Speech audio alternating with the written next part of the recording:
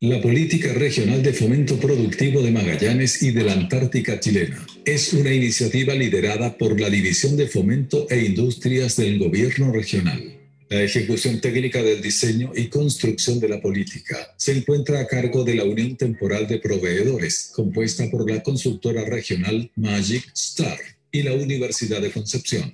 Su objetivo es construir una política de fomento a 5 años que logre coordinar y focalizar los esfuerzos productivos para el desarrollo económico regional. Para el éxito de esta política, es clave contar con una participación diversa y transversal de actores estratégicos y de la comunidad en general, buscando con ello co-construir una visión conjunta y colaborativa entre lo público y lo privado, pensando en el futuro que queremos para Magallanes.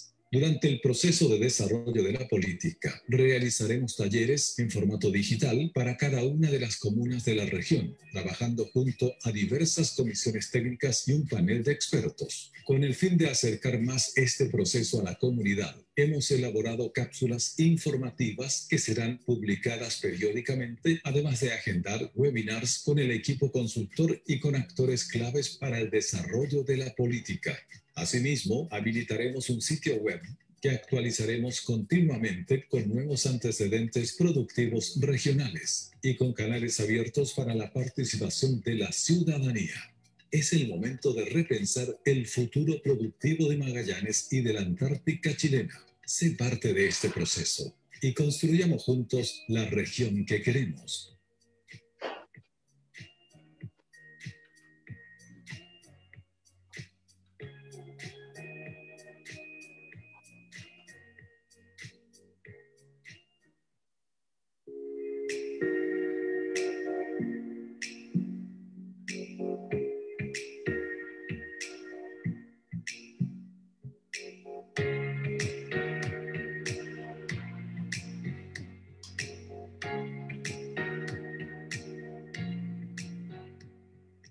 La política regional de fomento productivo es una herramienta que como gobierno regional consideramos importantísima para poder focalizar el desarrollo productivo de la región de Magallanes y de la Antártica chilena.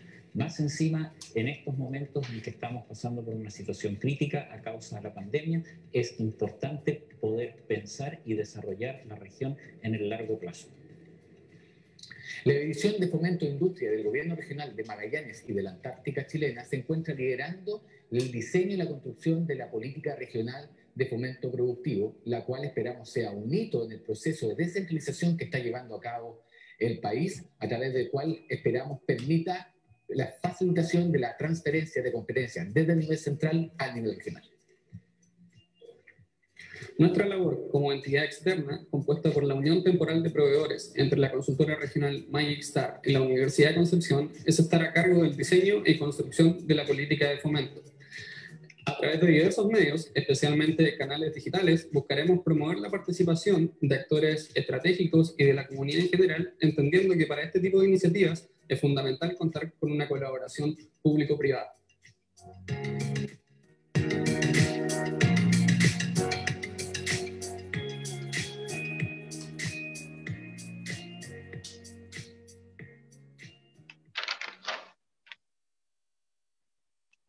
Bueno, muy buenas tardes, muy bienvenidos a los que nos están acompañando a través de Zoom y también a través de Facebook Live.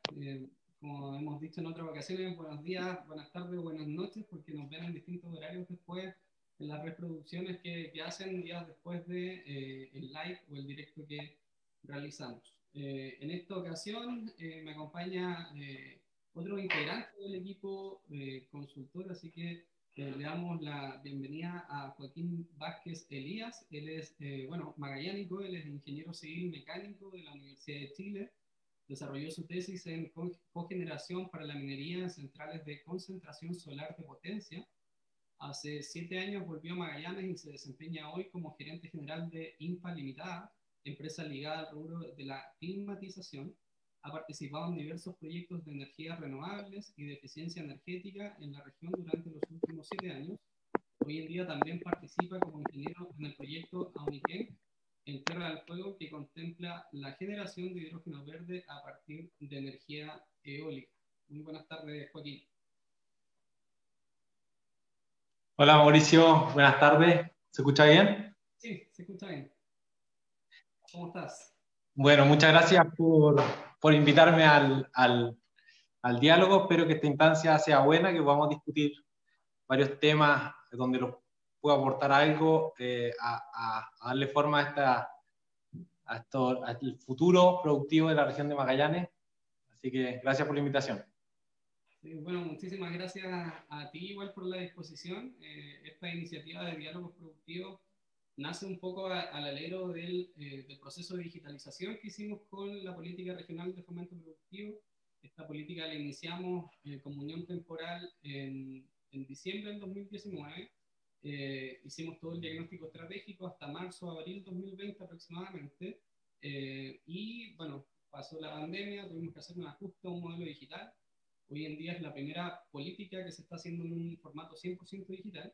Y esto nos incentivó también a desarrollar estos webinars o conversaciones en torno al fomento productivo regional, un poco para acercar los procesos de la política y para acercar estos temas de interés que también tienen que ver y se relacionan con temas de descentralización y en esta ocasión particular con temas de energía que es tan relevante para la región, en tema de ir diversificando nuestra matriz energética. Así es. Bueno, el tema energético a mí me apasiona. Es una de las cosas que me llevó a estudiar la carrera que estudié ahora. O sea, que estudié, digamos, ingeniería civil mecánica. Y es un tema también siempre que está latente en Magallanes, ¿no es cierto? El hecho de que seamos una región aislada geográficamente, aislado de las grandes, ¿no es cierto?, redes interconectadas de energía que existen en la zona central, sur y norte de Chile, y también nuestra dependencia del gas natural, que es un tema que sale bastante a menudo, muchas veces con portadas sensacionalistas de que nos queda gas para un par de años, ¿no es cierto?, y que estamos corriendo riesgo de que se va a acabar. Así que sí, pues el tema de la energía es vital para Magallanes. O sea, en Magallanes también es una necesidad básica el gas, porque sin gas no nos calefaccionamos, y todos sabemos, o los que han venido a Punta Arenas, saben que acá sin calefacción o sin algún medio de calefacción no se puede vivir, ¿no? No es como Santiago, que uno se puede ajustar un poquito, o zonas ya más al norte de Chile que prácticamente no es necesario.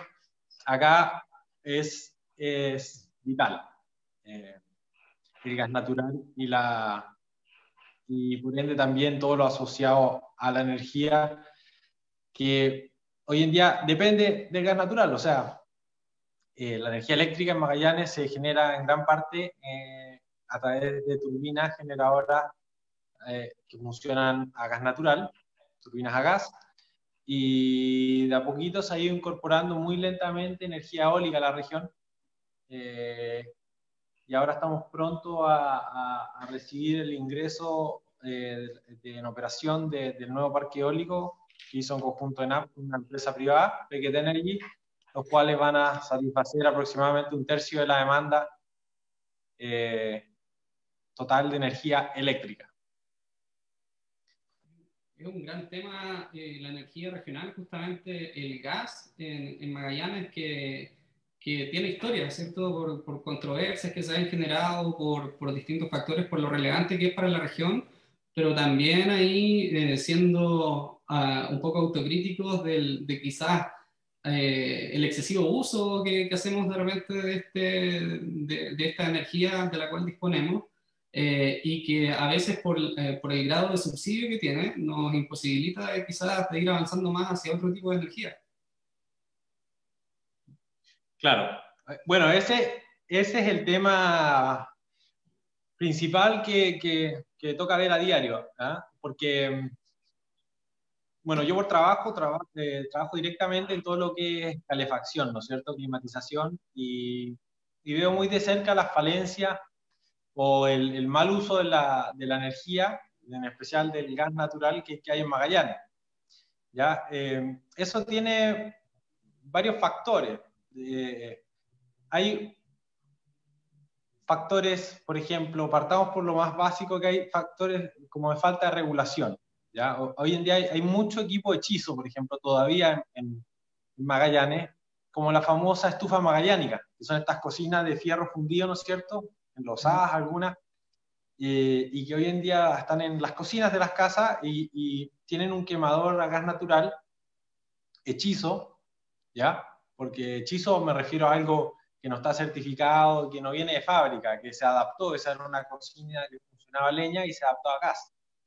Y esas cocinas son antiguas y no están hechas para funcionar a gas, por ende no tienen un diseño de ingeniería que les permita aprovechar bien el calor que genera el gas, y gran parte se va por la chimenea. Entonces ahí tenemos una pérdida, un equipo altamente ineficiente, sin ningún tipo de control, no tiene control de llama, no tiene control de devolución de gases, que es importante para la seguridad, no tiene ningún control de temperatura ambiente que le corte el gas. Entonces por eso realmente uno entra a algunas cocinas en Magallanes y hay 28 grados y la ventana abierta, ¿ya? Porque el equipo en realidad no es el adecuado.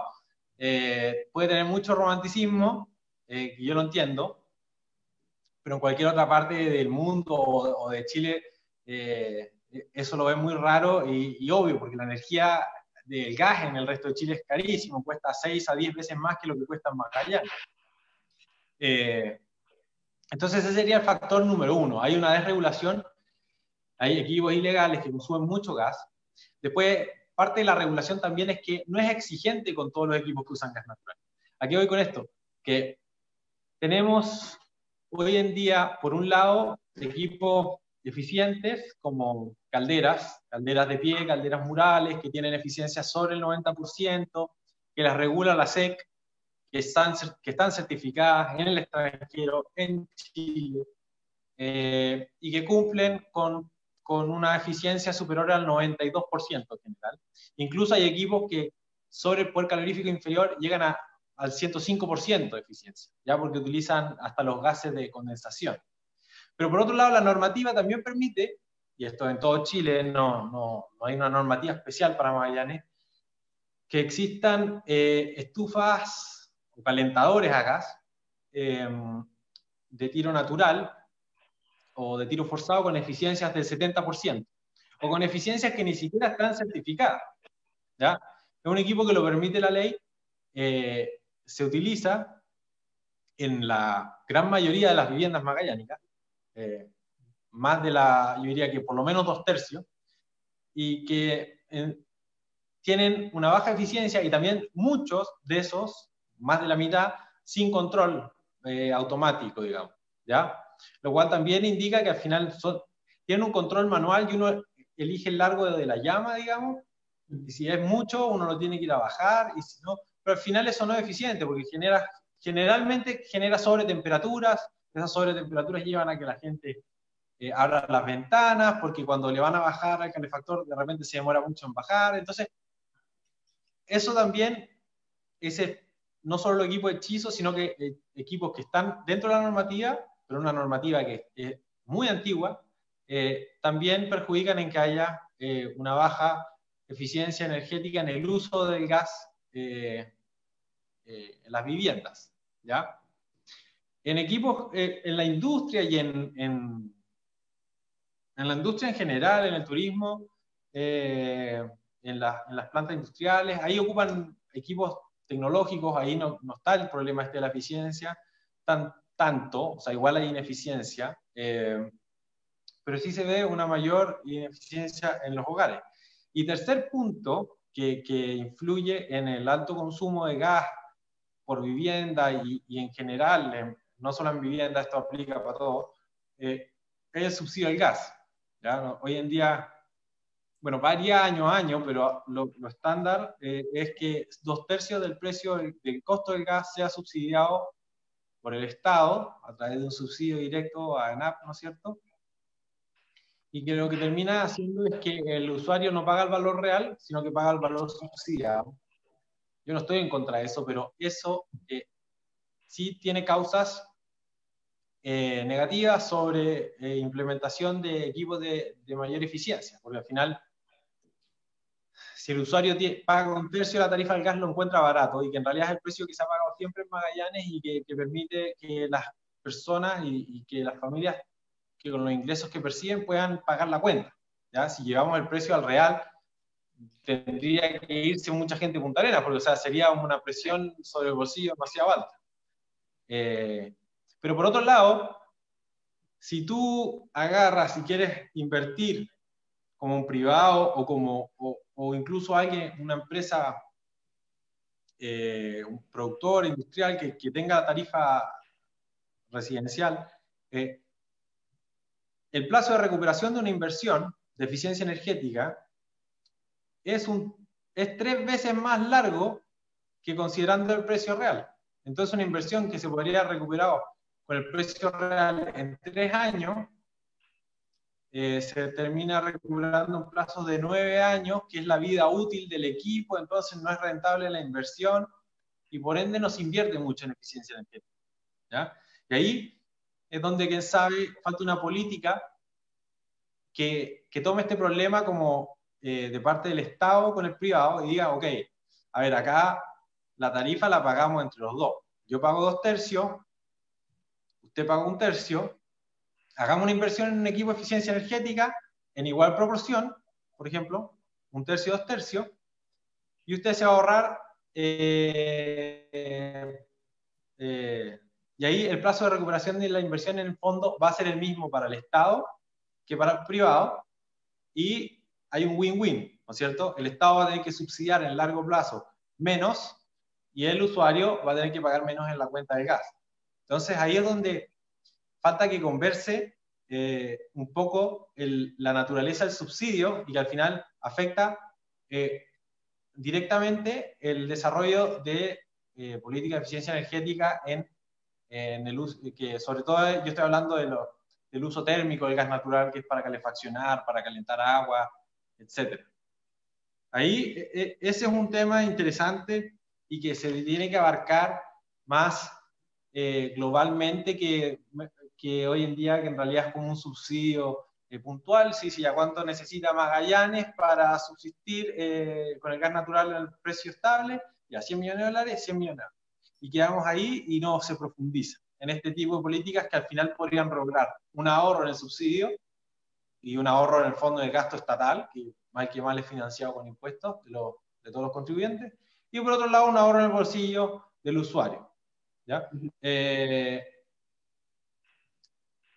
Eso es por el lado, digamos, del uso de la energía y la eficiencia energética en cuanto al uso del gas natural, que tanto se critica. En el fondo, esas son las causas. ¿Ya? Tenemos mala regulación y tenemos un subsidio que no conversa con, ¿cómo se llama? Con en realidad un subsidio que tiene un efecto negativo para aplicar soluciones de eficiencia energética. ¿Ya? Y además, bueno, sí, se me quedó una patita afuera, que la tercera regulación, que también es en el aspecto de regulación, porque ¿qué es lo que pasa hoy en día? Que al ser el gas tan barato, la construcción no es tan eficiente. ¿Ya? Tenemos una normativa térmica de ya varios años, no sé, tendrá una década, y no se ha actualizado, es deficiente, a mi punto de ver, es poco exigente también en la terminación de la vivienda, en el comprobar que se construyó acorde al protocolo, etc. Entonces, seguimos construyendo viviendas aprobadas por la ley, digamos, o sea, bajo la normativa vigente, viviendas sociales, viviendas privadas, etcétera, con un muy bajo rendimiento. O sea, son muy gastadoras de energía térmica las viviendas. Hoy en día no costaría nada exigirle, por ejemplo, una cierta hermeticidad a la vivienda. En Magallanes debe ser una de las ciudades más ventosas, o bueno, Magallanes es la región más ventosa dentro de Chile, y el viento genera infiltraciones en las viviendas acá a tasas altísimas. Genera infiltraciones tenemos la mayor cantidad de infiltraciones a nivel nacional, y que lo que termina siendo, con estudios que ha hecho la UMAC, por ejemplo, que más de la mitad de la pérdida de energía de la vivienda es porque está mal sellada y por ende es porque se le cuela el aire frío exterior y ese aire frío que entra a la casa hay que calentarlo. Entonces tú estás calentando constantemente una masa de aire frío que se mete por deficiencias en la envolvente de la vivienda que no es lo suficientemente sellada para evitar estas filtraciones de aire. Entonces, la regulación hoy en día te dice, pon tanta aislación en el techo, tantas en las paredes, tales ventanas, en el piso solamente si es elevado te piden aislación, si no, no, pero no te dice nada que quede bien sellada, no te dice nada sobre los puentes térmicos que puede tener la vivienda. Hoy en día se usa mucha tabiquería metálica que es puro puente térmico, no te dice nada al respecto. Entonces, y tampoco te exige ninguna prueba o ensayo, digamos, que acredite que tú cumpliste con lo que pide la normativa. ¿Ya? Entonces, esa es la cuarta pata que en el fondo están los equipos, ¿no es cierto? Más regulación para los equipos, está el subsidio, pero también hay una mala regulación en todo lo que tiene que ver con la construcción en sí. Y con bueno, claro, hay varios factores porque se genera cierto un desincentivo para la inversión empresarial en ese sentido por la tardanza en la recuperación de esas inversiones iniciales. Además, seguimos postergando el problema con esto que mencionas de los problemas de hermeticidad de las nuevas construcciones, que eso es algo que uno entiende que se podría ir avanzando al menos, o sea, lo que uno entiende es que estos cambios no son radicales, sino que son graduales, y en la medida que seguimos avanzando, no se trata, ¿cierto?, de llegar y cortar, por ejemplo, los subsidios, sino que ir analizando de qué forma esa misma inversión que ya se está haciendo en la región por parte del Estado se vaya ayudando para ir transformando nuestra matriz hacia otras energías y que vayamos diversificando así nuestra matriz. Y en ese sentido, ¿qué alternativas, suponiendo que vamos resolviendo esos temas, qué alternativas de eficiencia energética tú ves factibles para la región de Magallanes? Bueno, a ver, yo creo que hay que partir sacando de comercio, obviamente con los plazos correspondientes para que el comercio se adapte y no causar traumatismos grandes, pero hay que sacar de comercio equipos que tengan bajo un 90% de eficiencia. Equipos para consumo de gas natural, que consuman gas natural para calefaccionar, ¿ya? Porque mientras la ley lo permita, van a existir. Y mientras la tarifa esté barata, la gente los va a seguir comprando. Entonces, si bien eso va a traer un shock al consumidor, digamos, un shock en el largo plazo, porque va a tener que adquirir equipos un poco más caros porque son de mayor eficiencia, va a traer un beneficio al consumidor en el bolsillo, en el largo plazo le va a convenir eso, y también al Estado, ¿ya? Por ese lado, podemos bajar bastante el consumo. Se puede incluso ver temas de subsidios, porque como comentábamos antes, la compra de equipo eficiente, el subsidio del Estado tiene sentido porque ni siquiera es como un subsidio con nada a cambio, sino que el consumo va a ser menor, entonces el Estado está recibiendo inmediatamente un beneficio, no un beneficio, un ahorro, que le va a pagar ese subsidio. No es como otros subsidios que son a fondo perdido, digamos, y que de repente el impacto no hay ningún impacto para el Estado. Acá el impacto es directo. Segundo, como recién comentamos, mejorar la normativa térmica de las viviendas, exigir un poco más. Sí, también va a encarecer un poco la vivienda, pero hoy en día es el aplicar sellos, o sea, el comprar sellantes, etcétera, y aplicarlos versus el valor total de una vivienda no incide en un porcentaje, no te va a subir un 10% la vivienda, ¿ya? Te va a subir en los materiales y en la aplicación de ese tipo de sellos, pero sí hay que perfeccionar el método constructivo y tiene que ir de la mano con nueva normativa. Eso sí o sí.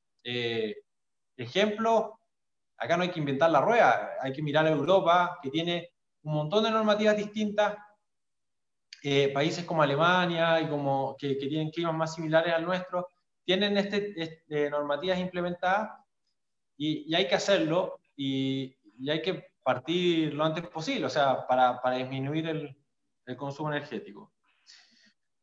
Y después, ¿Qué otras opciones hay para bajar el consumo? Ver crear un fondo exclusivo para soluciones de eficiencia energética, que sea postulación año redondo y que sea medido. Acá no estamos hablando, yo soy súper en contra de los fondos sin justificación.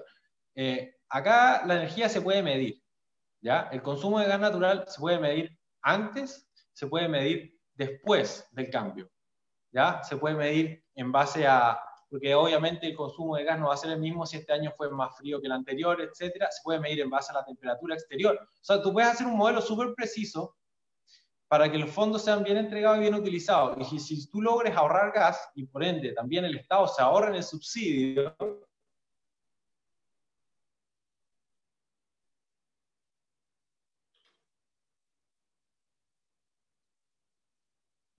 No sé si se congeló un poco la imagen. Ahí volviste. Tengas una bonificación, ¿ya? No sé. ¿Sí? ¿Me escuchas o no? Ahí sí, ahí sí.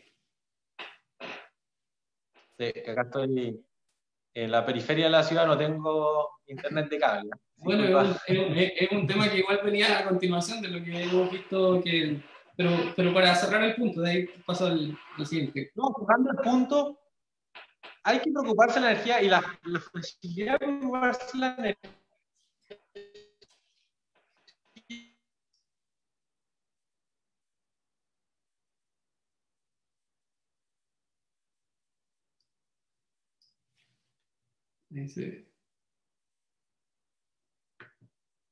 Se pegó nuevamente, parece, la conexión. Es que es medible. Entonces, la energía hay que darlo, porque el que ha puesto financia, ¿no es cierto? ¿Aló? Ahí volviste, sí, se había pegado unos segundos. Espérame un segundo. Sí, dale. Bueno, mientras tanto, los invitamos a ir dejando sus preguntas a través de Zoom, a través de redes sociales, donde estamos viendo comentarios, dudas, preguntas que se vayan generando. Por Facebook, dice Diana Krusanovic, excelente charla, excelente invitado. Y aquí a través de Zoom, Manuel Villalba dice, debería establecerse un CAE energético para informar a los consumidores y así beneficiar a los equipos más eficientes, pone como pregunta.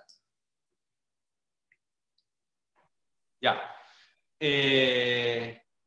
Sí, pero, o sea, hoy en día hay una normativa técnica, normativa que exige poner etiqueta de eficiencia energética a los equipos térmicos. Está recién saliendo, ¿ah? Pero ahí hay que presionar un poco. Quién sabe, también hay mucho equipo que todavía no te exigen la etiqueta de eficiencia energética.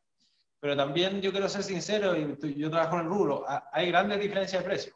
Entonces, entre un equipo de un 70% de eficiencia y uno de 90% hacia arriba.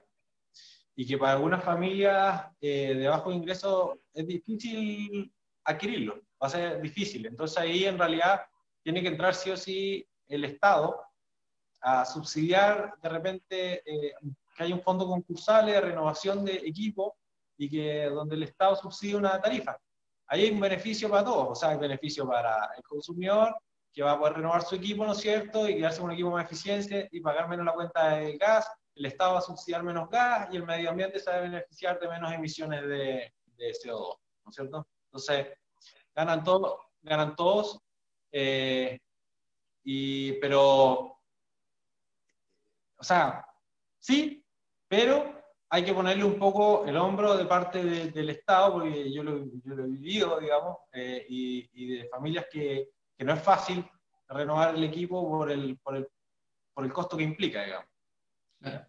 Oye, y bueno, y en ese último punto, que lo voy adelantando, pero creo que lo vamos a conversar un poquito después, hoy en día estas energías renovables no convencionales parecen ser cada vez más accesibles o más rentables, poniendo dentro de la balanza el impacto medioambiental. Cuando ya empiezas a incorporar esa nueva componente que cada vez es más relevante, parece ser que estas energías renovables son el camino necesario y casi obligatorio hoy en día. Pero bueno, ahí me estaba anticipando un poco la otra pregunta que te iba a hacer era, nosotros a través de la política de fomento hemos hecho talleres de participación ciudadana, y en una de estas participaciones ciudadanas en la comuna de Primavera, en Cerro Sombrero, en la provincia de Tierra del Fuego, mientras estábamos haciendo este taller digital, se cortó la luz. Y nos indicaban que es un efecto que continuamente pasa, y eso ocurre mucho en comunas rurales, comunas que están dentro de la región pero que no tienen o no están ni cerca a veces de las condiciones en las que vivimos en Punta Arenas.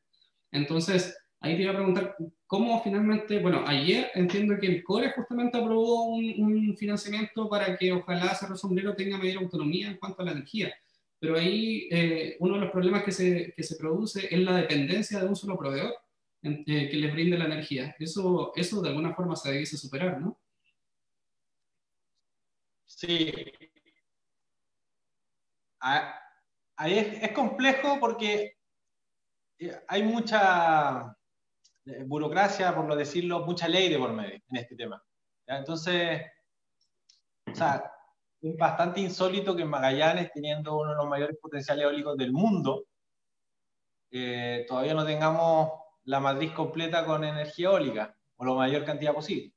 Siendo que además tenemos una combinación de energía eólica y gas natural, que es como la perfecta, porque hay otras tecnologías que es difícil de integrar con las energías renovables, como el carbón, por ejemplo, que son las plantas termoeléctricas son muy, a carbón, son lentas de reaccionar, en producir pic de potencia, así no reaccionan rápidamente.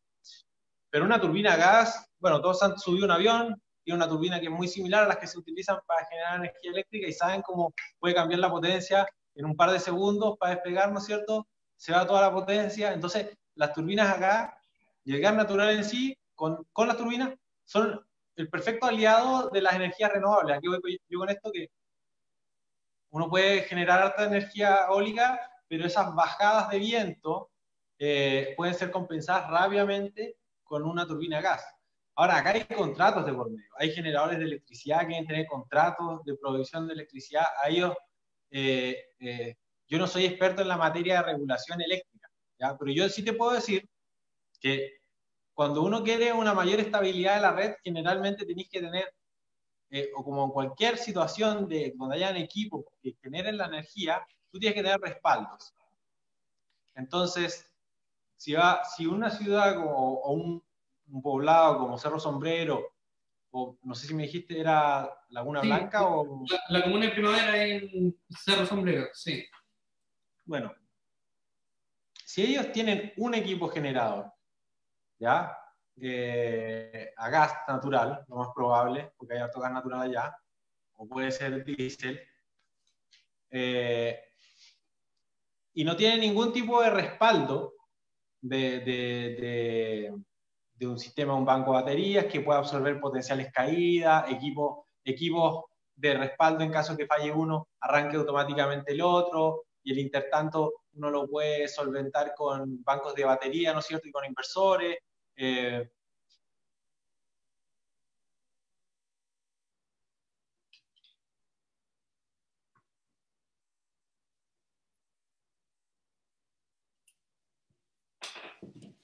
Vamos a esperar un segundo a ver si vuelve la conexión. Mientras tanto, van llegando otras Al preguntas. final, baterías, tus inversores. ¿Me escuchas? Volvió, ahí volvió, sí, se pegó unos segundos. Los sistemas de energía renovable, por ejemplo, tú vas a un sistema pequeño, tienes los paneles solares o turbinas eólicas, baterías, inversores, y de respaldo tienen un generador. Y automáticamente, antes de que se caiga la energía renovable porque no hay suficiente, entra el generador de apoyo. Y si se cae ese generador de apoyo, puedes tener un segundo generador de apoyo.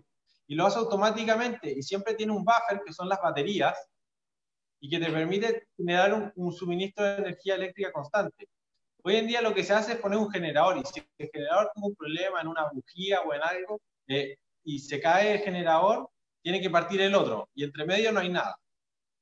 Entonces, claro, los sistemas que tienen como base la energía renovable y cuentan con acumulación de energía, puede ser baterías principalmente, con sus inversores, van a tener mucho menos cortes, porque el sistema batería inversor y energía renovable es súper estable y es una tecnología ya archiprobada, digamos, por algo se usa mucho también en las telecomunicaciones, etcétera, y como respaldo se usan los generadores.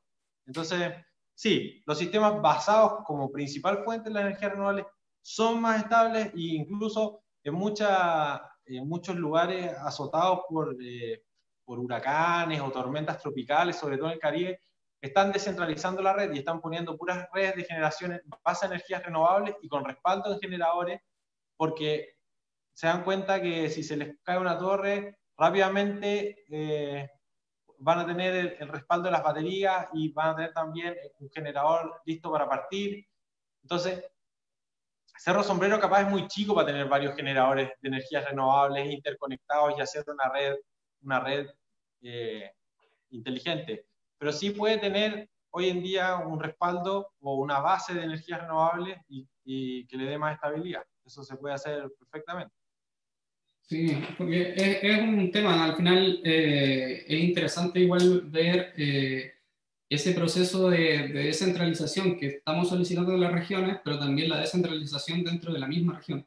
Y de repente estas pequeñas comunas tienen que sortear varias dificultades más antes de incluso, primero, tener estabilidad energética, para luego, por ejemplo, tener conectividad, para luego, después, empezar a hablar de digitalización y después empezar a hablar de subirnos a esa nueva ola. Entonces, son hartos peldaños más que tienen que avanzar para poder avanzar más en conjunto. Mira, en Facebook nos pregunta Edgardo Vega, saludos a Edgardo, dice, ¿funciona grabar con impuestos a los menos eficientes y otorgar incentivos, subsidios o tributarios a los que usen fuentes más sustentables?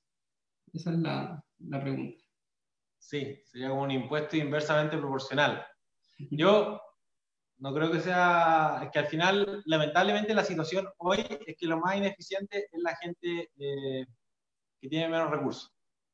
Entonces, no tiene sentido mucho a nivel residencial. Ahora, a nivel industrial, sí. Que sabe, a nivel industrial generarías ahí una dinámica competitiva de ser más eficiente porque te conviene. Entonces, se generaría una dinámica positiva ahí de que en el fondo tú sabes que si eres más eficiente que el resto, vas a tener un beneficio y si no, vas a tener un sobrecosto. Eso sí, se podría hacer.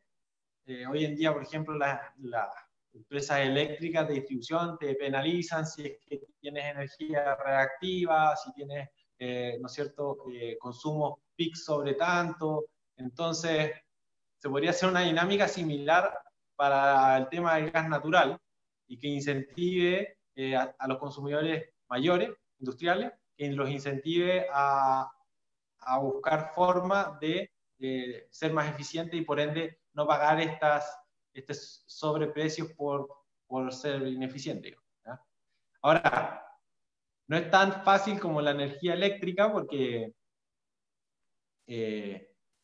medir la eficiencia del uso no requiere solo medir cuánto gas consume, porque en el fondo, si yo consumo gas y tengo un quemador de un 10%, yo puedo consumir 100 metros cúbicos de gas y tener un quemador de un 10% de eficiencia. No, bueno, no existe, un 50% de eficiencia, y puede haber otro que consume 100 metros cúbicos de gas y tiene uno de 95% de eficiencia, pero si yo mido solo el gas no me voy a dar cuenta de eso. Entonces, la medición tendría que ser en el proceso productivo o en el equipo, lo cual habría que ideárselas, todo es posible, pero habría que ideárselas para llegar a, porque ahí hay que meterse dentro de la instalación del propietario, entonces es un poco más invasivo que medir algo solo en el medidor. ¿Ya? Y la otra pregunta también la hace Edgardo, dice, ¿es cierto que las energías renovables demandan más puestos de trabajo que las energías tradicionales? Y ahí, bueno, justamente un artículo que habíamos compartido y que tiene que ver con una publicación que saca el Banco Interamericano de Desarrollo, que habla de 15 millones de nuevos empleos que se podrían generar en el mundo en torno a la recuperación sostenible y un futuro de cero emisiones netas. No sé qué opinas de eso. Sí, las energías renovables generan bastante empleo porque son plantas que requieren mantenimiento habitual, ¿no es cierto? Supervisión. Yo creo que hay un tema de escalas y no tengo el número exacto. Porque, por ejemplo, no te sabría decir, pero nunca he escuchado que den menos empleo, ¿eh? Siempre he escuchado que es igual o lo mismo, o incluso en Estados Unidos se habla de que genera mucho, la industria solar genera mucho empleo adicional, digamos, al existente. Pero no, me pillaron sin números ahí. Oye, bueno, uno de los temas que vamos a ver también tiene que ver, bueno, con esta renovación de la matriz energética y este boom que pareciera tener el hidrógeno verde, y que pareciera ser cierto que hay que cumplir con ciertas condiciones para poder trabajar y desarrollar esta energía, y que Magallanes contaría con algunas condiciones para eso. Sí, a ver, Magallanes, para darte una idea, partamos de la base, que es el hidrógeno verde, ¿ya? El hidrógeno verde es el que se genera a través de la electrólisis en el agua, ¿no es cierto?, donde separas la molécula de agua, que es H2O, en moléculas de H2 y O2, ¿ya? Un proceso que incluso se enseñaba, no sé si todavía se enseñará, pero se enseñaba en los colegios, pero ¿por qué se le dice verde? Porque hoy en día el hidrógeno que se genera tradicionalmente hay varias formas, varios procesos químicos, ¿ya? Entonces se habla de hidrógeno gris cuando es a partir de, ¿cómo se llama?, de carbón o de algunos combustibles fósiles un poco más pesados.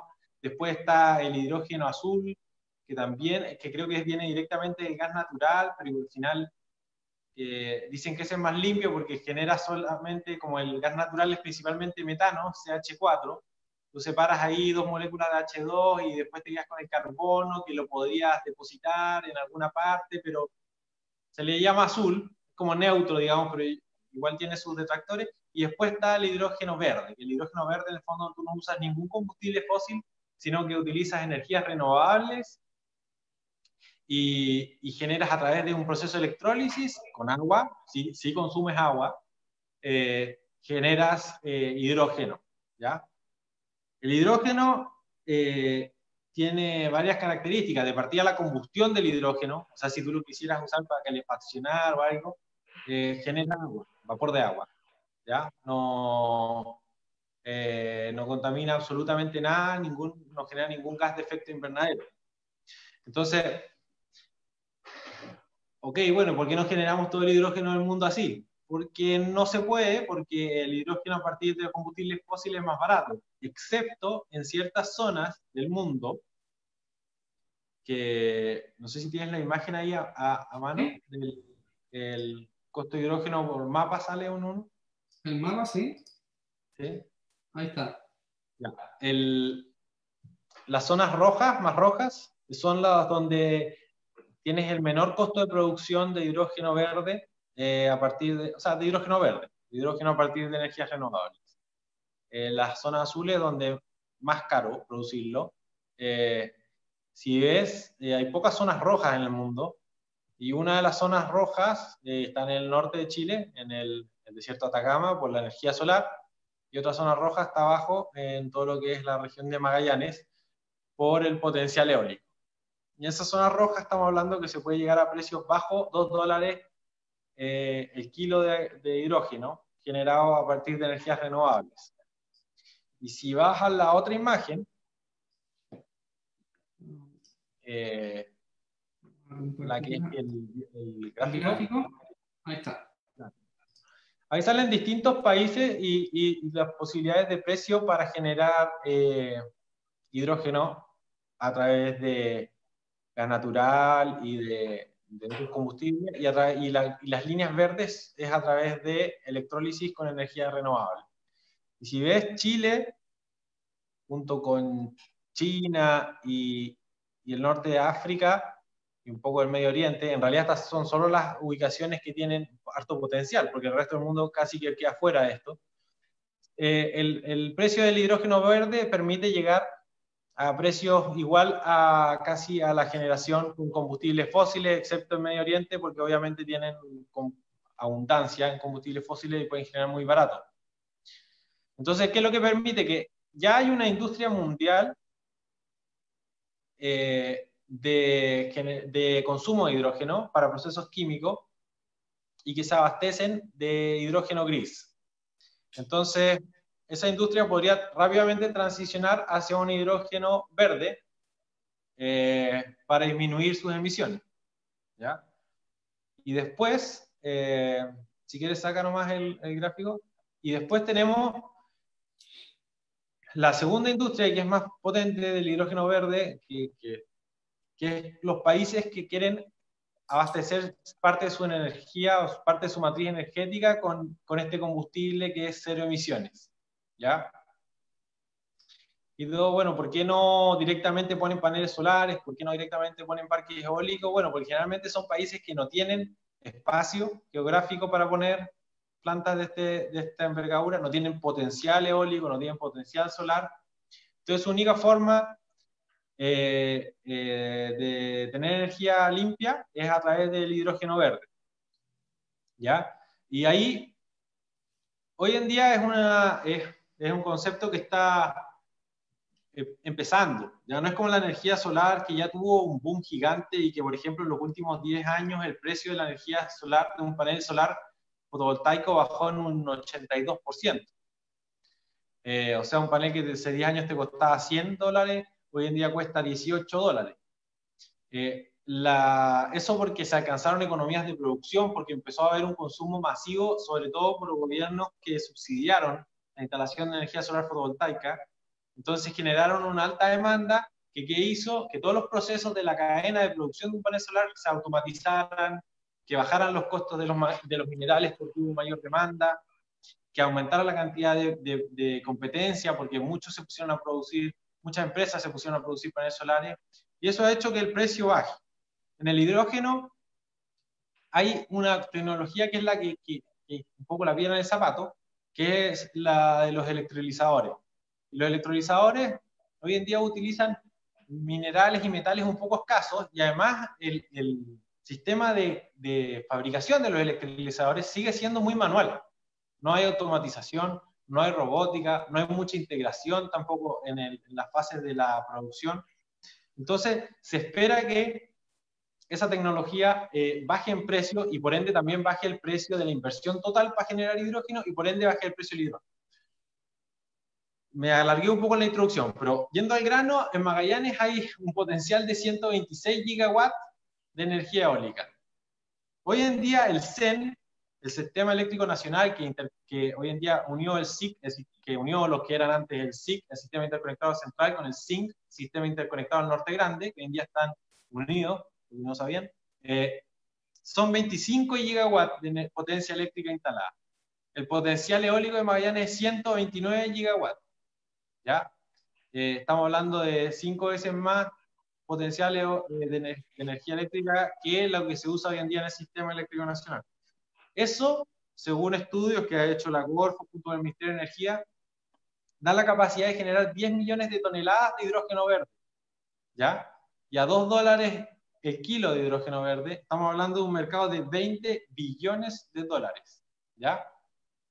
Es un mercado obviamente mucho más grande o sea, decenas de veces más grandes que cualquier mercado que existe hoy en día en Magallanes, sea turismo o la pesca y la salmonicultura, que está creciendo bastante.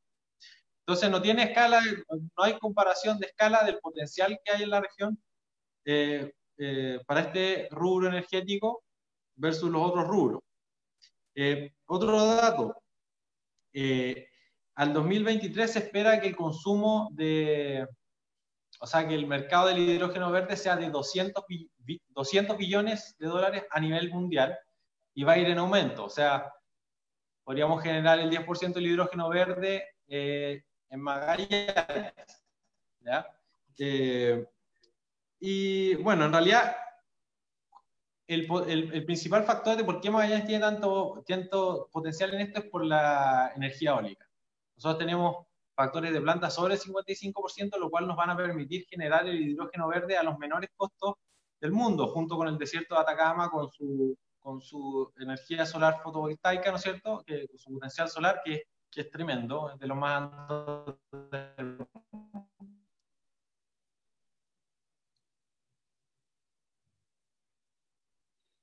Entonces, ese es el mercado de hidrógeno. De partida hay economías de escala. No es como que las personas van a poder poner una turbina eólica en su patio y poder generar hidrógeno y venderlo.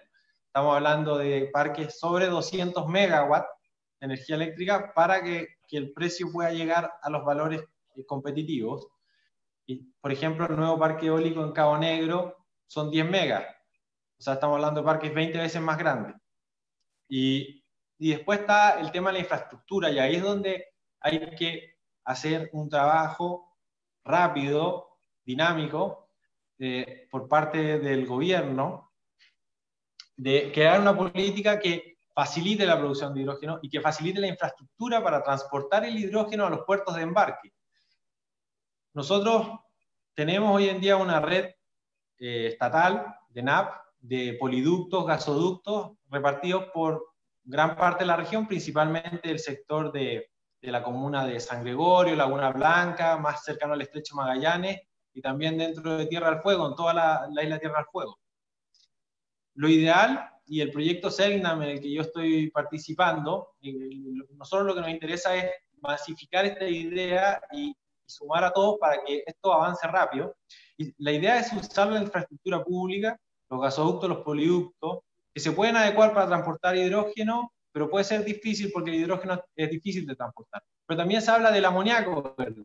O sea, producimos hidrógeno verde, lo transformamos en amoníaco para transportarlo, porque es mucho menos reactivo, es mucho más fácil transportarlo, tiene un poder calorífico adecuado. Vamos a usar la infraestructura existente y habilitar los puertos de carga para esta industria. En Cabo Negro, en Percy, en Tierra del Fuego, que hoy en día está todo abandonado, rehabilitar ese puerto. Entonces, que después hacer un proceso, una pista rápida, digamos, un sistema de evaluación medioambiental que esté hecho para esto, que tenga la capacidad de reaccionar a las demandas que se vienen, porque ya hay mucho interés privado en este mercado, y que permita que los generadores, ya sean privados o alguna aventura pública que quiera también participar de esto, pero que los privados puedan generar hidrógeno o verde, o amoníaco verde, inyectarlo a estas redes estatales y llegar a los puertos de distribución y de carga para que exportemos esta energía al mundo, porque estamos hablando de obviamente, cantidades que van mucho más allá del consumo regional que podría haber, ¿ya? Entonces, eso consiste un poco el proyecto, en el fondo, generar hidrógeno verde, transportarlo a los principales puertos de la región y de ahí vender hacia el mundo esta energía limpia, ¿no es cierto?, libre de emisiones de efecto invernadero. Estamos ahí en el tiempo, Mauricio, así que no me extiendo más.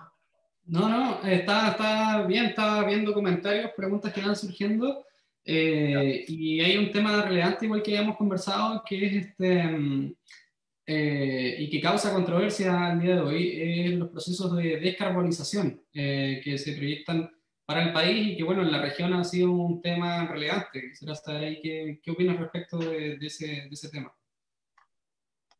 Bueno, en Magallanes de partida no consumimos carbón, ni en las casas, ni en procesos productivos, ni en la generación de energía eléctrica, nada. ¿Tenemos carbón en nuestra tierra? Sí, tenemos carbón en nuestra tierra. Yo lamento que haya cerrado en invierno, porque era una fuente de empleo muy importante, da 1000 empleos de buenísima calidad y que la verdad que siempre se aprecia en una región donde no hay muchas opciones de empleos de esa calidad. Y porque al final la extracción de carbón no tiene nada que ver con el consumo de carbón. O sea, tiene que ver, pero el que genera la demanda de carbón es el que la usa. Y en Chile se está viviendo un proceso de carbonización, se han cerrado varias plantas en el último tiempo, todavía hay algunas que van a cerrar y tienen fecha de cierre máximo el 2040, yo creo que van a cerrar mucho antes, pero por temas de mercado, porque no van a poder competir con la energía renovable, van a quedar fuera de precio y van a tener que cerrar. Eso está pasando en todo el mundo. Entonces, pero también cuesta entender gente que todavía promociona el carbón como una alternativa energética para Magallanes. ¿Ya? Yo no lo consideraría, o sea, en caso de guerra lo consideraría, pero hoy en día no se usa carbón de partida. No hay nada de tecnología para usar carbón en ningún lugar, ni en los hogares, etc. Generar gas de ciudad, como se llama el carbón que se generaba, o sea, el gas que se generaba a partir del carbón hace, no sé, un siglo, es súper prehistórico, es un gas súper contaminante, no es como el gas natural, no tiene ni una cercanía, es caro de producir también. No, yo creo que el carbón está quedando fuera en todo el mundo, y acá tenemos que seguir, tenemos que primero consumir menos energía, esa es mi visión. Hoy en día gastamos mucha energía porque somos muy ineficientes, y después tenemos que ir transicionando a energías limpias, pero también a un costo que sea factible para la realidad magallánica. O sea, de acá no podemos decir, transformemos las casas a hidrógeno, porque en realidad saldría un disparate. O sea, saldría la mitad del valor de la casa hacerla funcionar a hidrógeno. Entonces, no tiene sentido. La posibilidad de exportar hidrógeno es una alternativa para que la región genere los recursos económicos necesarios para cambiar su infraestructura. Ahí se pueden hacer este tipo de políticas que el gobierno regional o las municipalidades reciben un porcentaje de la inversión realizada, que haya un pequeño mini royalty para no desincentivar la generación de hidrógeno, pero mini royalty para la generación de hidrógeno, y que eso ayude a la transformación energética regional, a una matriz más limpia, pero no podemos cargarle la mano a los usuarios. ¿Ya? Hay una realidad regional que hay que tener presente, y eso, bueno, como te decía, el carbón, me desvío un poco, pero el carbón no, último recurso. O sea, la descarbonización está sucediendo en Chile y está sucediendo en el mundo. Y si bien en algunos lados está sucediendo por razones políticas, en muchos lados, y la mayoría, la parte más silenciosa, es la que está saliendo al mercado por temas económicos, porque no están pudiendo competir con las energías renovables, con el gas natural y esta generación distribuida también que se está generando en muchas partes, donde los mismos usuarios están empezando a inyectar energía a la red, etc. Oye, y ahí, bueno, uno de los temas que también habíamos conversado tiene que ver con otra de las condiciones con las que contamos en la región de Magallanes, que alrededor del 60% del territorio, ¿cierto?, son zonas de conservación, y que han salido estudios que hablan de las emisiones de los bonos de carbono, y que ahí Chile cumple con gran condición de eso, para poder trabajar en esa área, con alrededor de 17 millones de hectáreas, y dentro de las cuales prácticamente todas se concentran en la región de Magallanes. Sí, o sea, los que han tenido suerte de salir un poco, ¿no es cierto?, Punta Arenas, tú vas hacia el sur, hacia Paro San Isidro, ahí donde empieza un poco estos bosques, ¿no es cierto?, toda la parte insular de Magallanes, donde hay mucho bosque, que son bosques preciosos.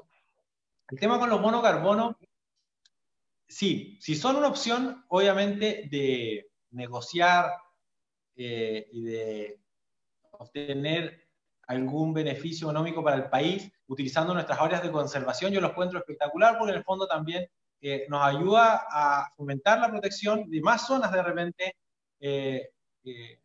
más zonas con naturaleza prístina por este tema.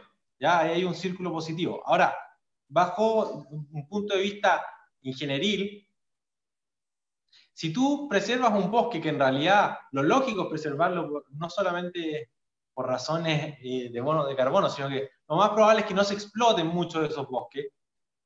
Ahí el tema es que tú en realidad no estás contribuyendo a disminuir el calentamiento global, sino que te comprometes como ya, yo no toco este bosque, por ende no voy a aumentar los efectos negativos del calentamiento global, porque en el fondo no voy a quitar esta biomasa que absorbe CO2 y genera oxígeno. Entonces, yo soy un poco más partidario de los bonos carbono, que son proactivos en el fondo, que se ganan porque tú disminuyes fuentes existentes de gases de efecto invernadero, ¿ya? Basurales, por ejemplo. Basurales, acá se hizo un experimento que terminó muy mal, yo no tengo los detalles de eso, pero los basurales emiten mucho metano. El metano es un gas de efecto invernadero mucho más potente que el CO2, si bien tiene una duración menor en la atmósfera, pero más potente. Y hoy en día, en Chile, gran parte de los basurales no deben tener recuperación de metano, ¿ya? Que incluso se puede usar como biogás después para la misma ciudad como energía. Todo lo que es inversión en eficiencia energética o en mejorar las condiciones de vida de ciertas comunidades que utilizan mucha leña, por ejemplo, tienen equipos de bajo rendimiento, y tú les puedes hacer proyectos para que sequen leña, ponerles equipos de eficiencia energética más alta en todas las zonas rurales de Chile, o donde hay uso de leña.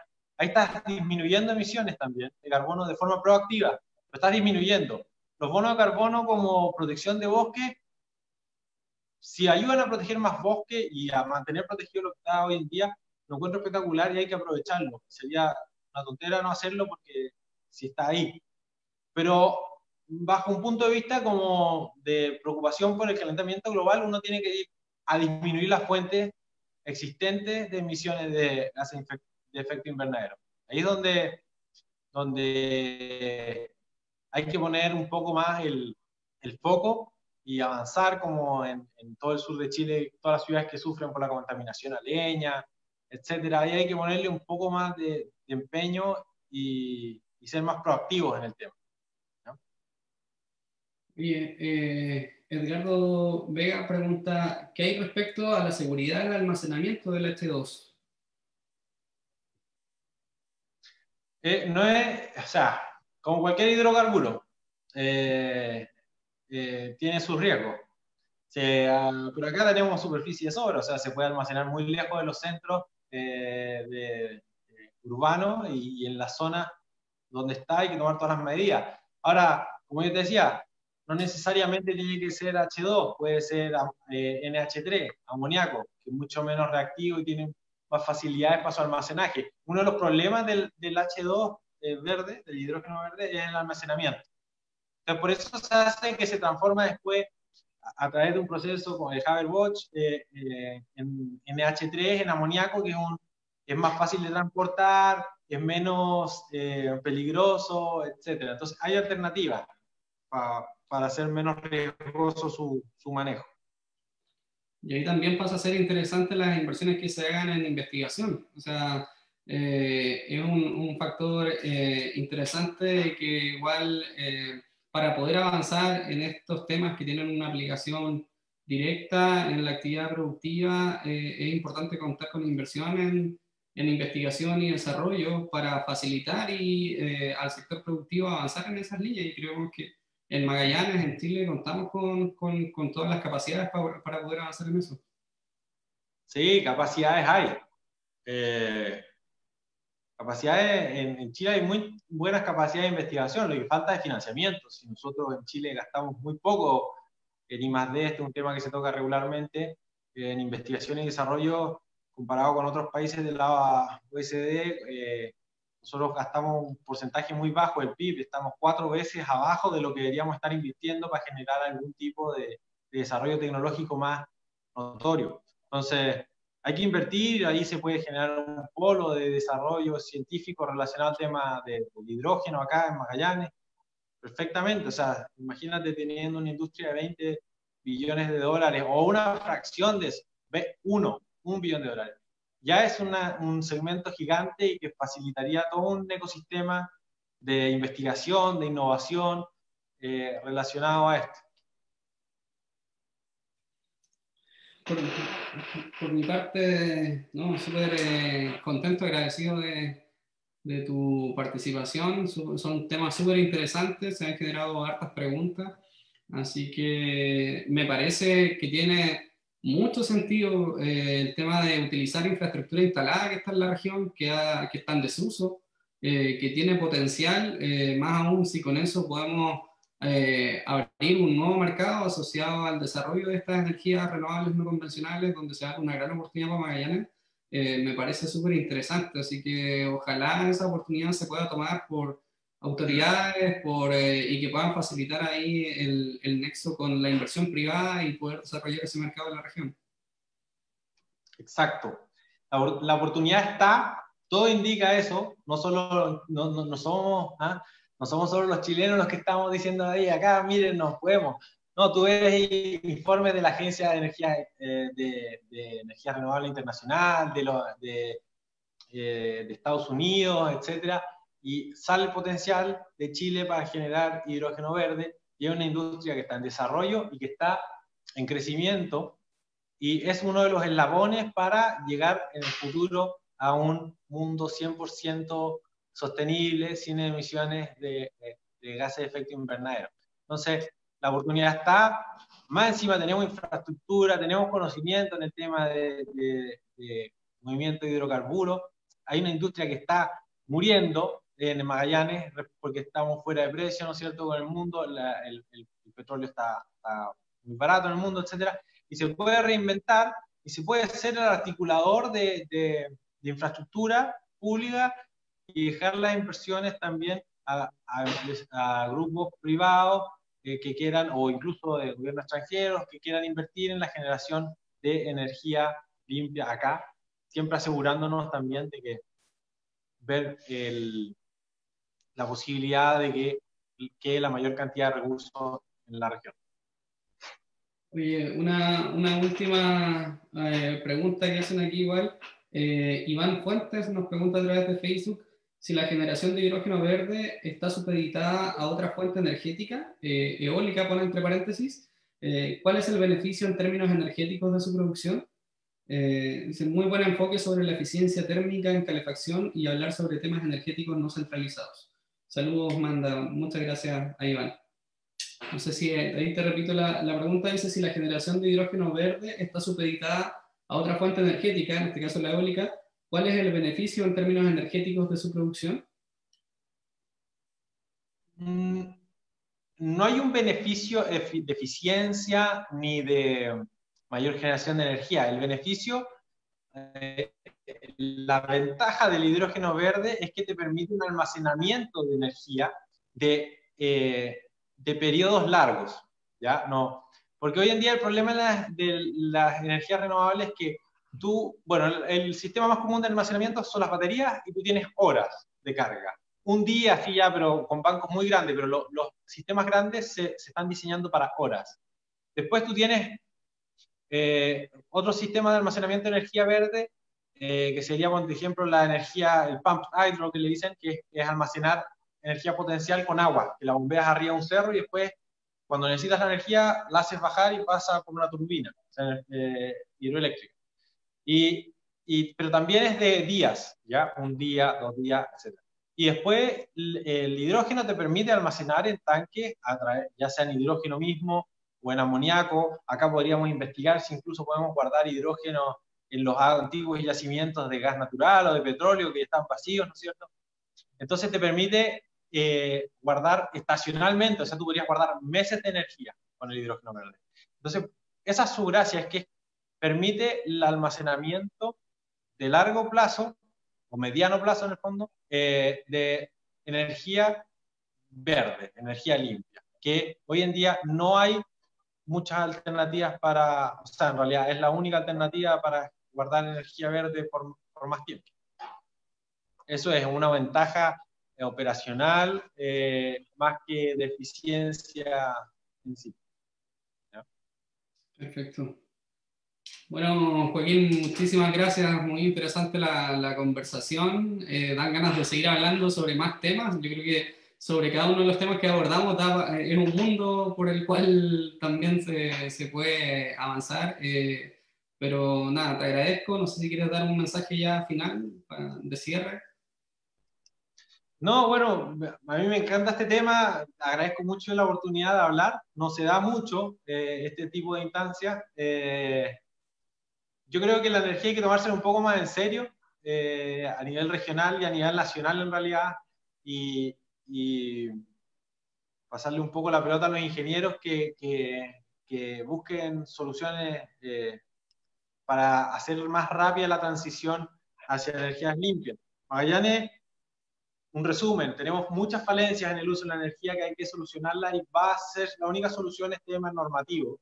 Pero hay que tener mucho cuidado con el tema normativo de no pasar a llevar en gran parte a los consumidores. Y por otro lado, tenemos el gran potencial de generación de hidrógeno verde que podría convertirse en una industria que dé cientos de trabajos en Magallanes, que nos genere un ingreso tremendo para Magallanes y que podamos ser parte, ¿no es cierto?, de la revolución mundial de las energías limpias y poder contribuir acá desde el sur, desde el fin del mundo, con nuestro granito de arena. Bueno, muchísimas gracias. Y también en eso yo creo que es relevante el que como región podamos contar con mayores atribuciones para en estos temas sacar mayor potencial y no muchas veces estar esperando que este tipo de decisiones vengan desde el nivel central, ¿cierto? Ahí es un factor relevante de que como región podamos contar con mayor autonomía en ese sentido.